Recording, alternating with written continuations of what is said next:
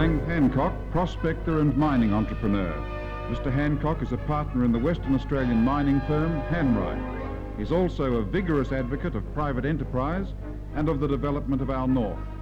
Tonight on Monday Conference, Opening Up Australia.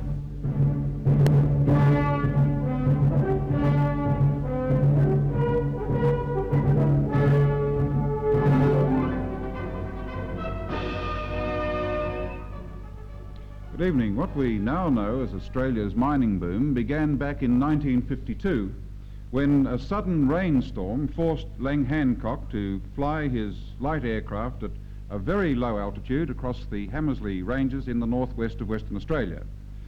What Mr. Hancock saw when he looked down was iron. Since then, iron ore has made millions of dollars for Mr. Hancock and hundreds of millions of dollars for Australia. Minerals are now our biggest single export earner. As for Lang Hancock himself, some people have been kind enough to say that he pays more income tax than anybody else in the country. He's certainly the richest and most famous prospector in our history. And in anyone's terms, he's one of our greatest individualists. When you speak of the right to mine, are you saying that the government should have no stake whatsoever in the minerals that come out of the country? Or in communist countries and in socialist countries and in most dictatorships and in Australia, the minerals absolutely, in law, belong to the Crown. They are the property of the state. But they're useless under those circumstances because they stay on the ground. Now, if you want to get them worked, if you want people to put hundreds of millions of dollars of their own money and not the taxpayers' money into them, you then have to turn around and give the people that are going to put all this risk money up the right to mine them. So there's got to be a transition at some time from the useless cocoon of state ownership in the ground to the active, useful ownership of the people who are putting up the money and the know how to work them. So there's got to be a change. Yes, but does it necessarily have to be one extreme or the other? That's what I'm trying to get at.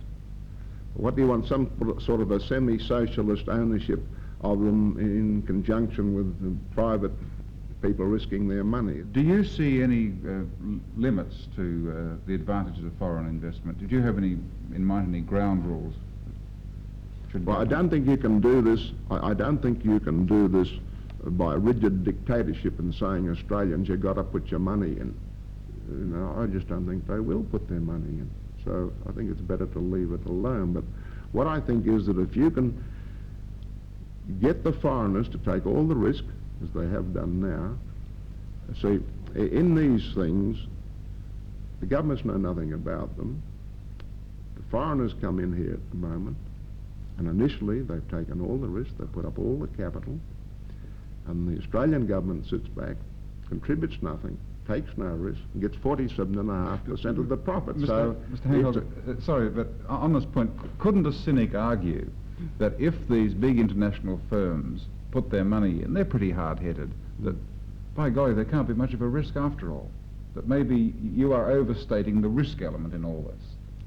Well, you try and convince that to these chaps that lost all their money on the stock exchange, that every mine's a Hamersley mine. I think oh no, that's not what I'm saying. No, there is a risk. I'm saying risk. These hard-headed international businessmen know a good thing when they see it, yeah. and yours was a good thing.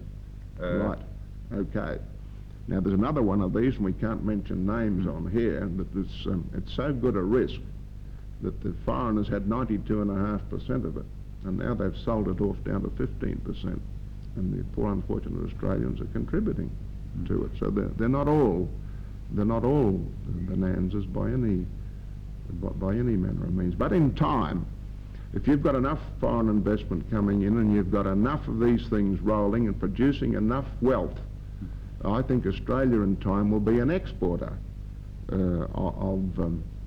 of capital, just the same way as Britain was and just the same way as America was, and the pendulum will turn, and it'll turn from a very wealthy country, and we'll spread our wings all over the world just as they are spreading their wings here. Yeah. And also, I think it pays to remember that from the Pilbara, if you measure the distance round to Sydney by sea, and then use that distance as an arc on a map of the world, that arc would encompass something like 2/3 of the world's population. And in what way did the West Australian government interfere with your getting the money to start the mining?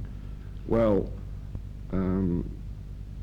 having called for advertisements, having made our discoveries and having spent our money, they said thanks, or if they didn't say thanks, they just said grab, we'll confiscate this and we'll parcel it out amongst what we call the pioneer groups, the big four, under an areas of influence policy. So to protect ourselves from wholesale confiscation, we negotiated with partners, international partners, who were too powerful to be steamrolled like two individuals. What I can't understand in this business that you have, that endless sort of trouble you seem to have with the West Australian government, whether it's a Liberal or a Labor one, is why do you think the governments are motivated the way they are? Why do you think they behave the way they do towards you?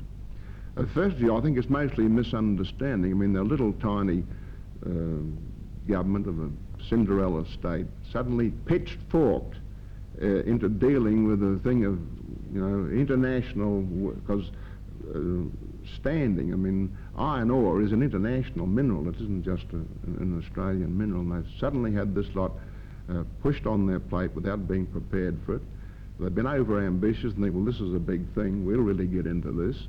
And without any training or skills on the international scale in engineering or mining or financial, international banking or anything of this nature, this whole thing, complex problem, has been thrown on their plate. And instead of getting to one side and letting the people who put up the money and understand the business and have been successful in all other parts of the world hop in, do it quickly and churn the wheels over and everybody benefit from it, they say, no, we're going to handle this. Your critics on the West Australian government say you're very difficult to deal with, you and your partner.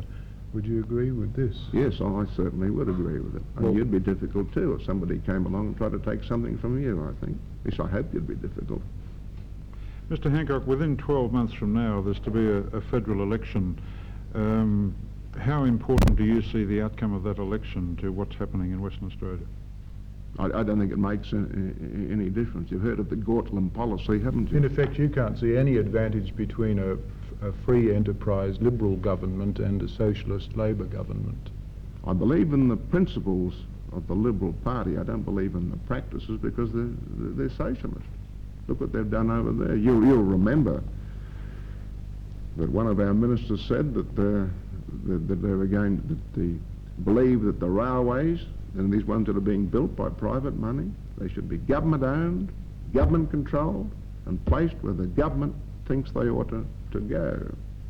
Then, having got the famous Pilbara plan of confiscation rolling, whereby they confiscate our discoveries and split them up amongst the big four, if this works, they're then going to move down at the nickel fields and they're going to socialise those to the extent of taking them off the little boys and splitting them up amongst the big three or the big four, and then the railways down there, and the power is going to be nationalised, and so on and so forth. Well, this to me is a socialist dream. Now, with the fact that it comes from the Liberal Party or something, well, I can't explain. So it doesn't really matter, you think? It's 6 of one or half a dozen of the other, whether we've got a Liberal or a Labor regime? At the moment, anyhow. Well, why things sort themselves out. Why should this be so if these two parties profess to have completely opposite philosophies?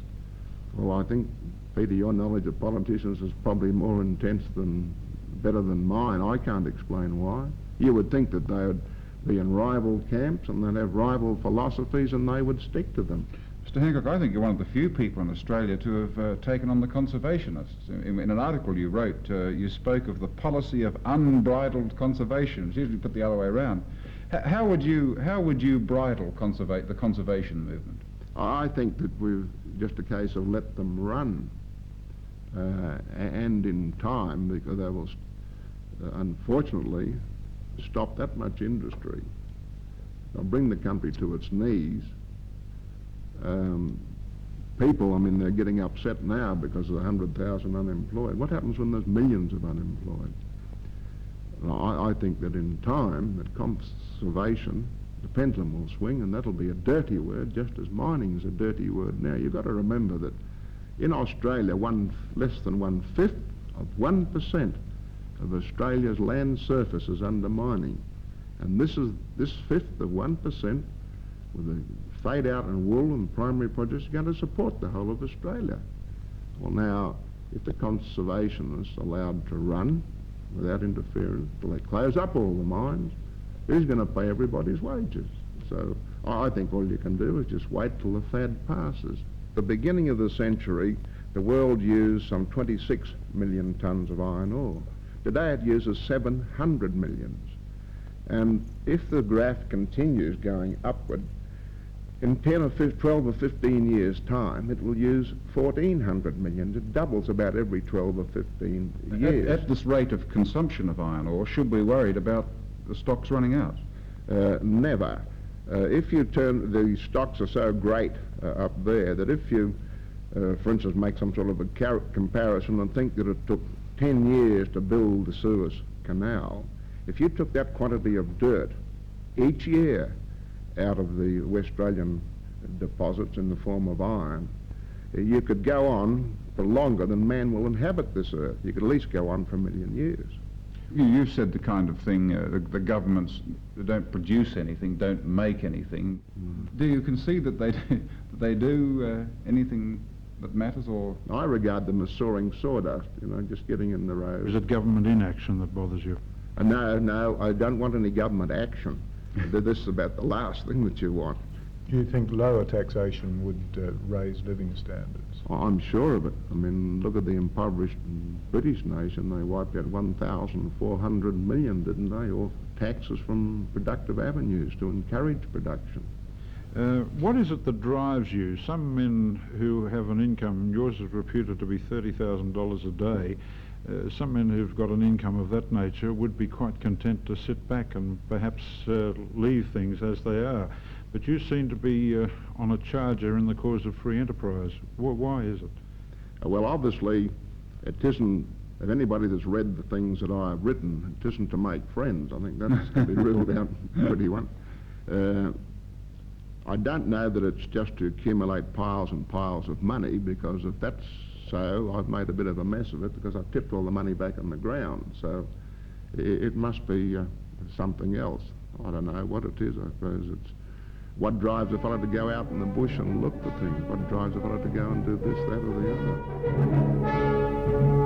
other.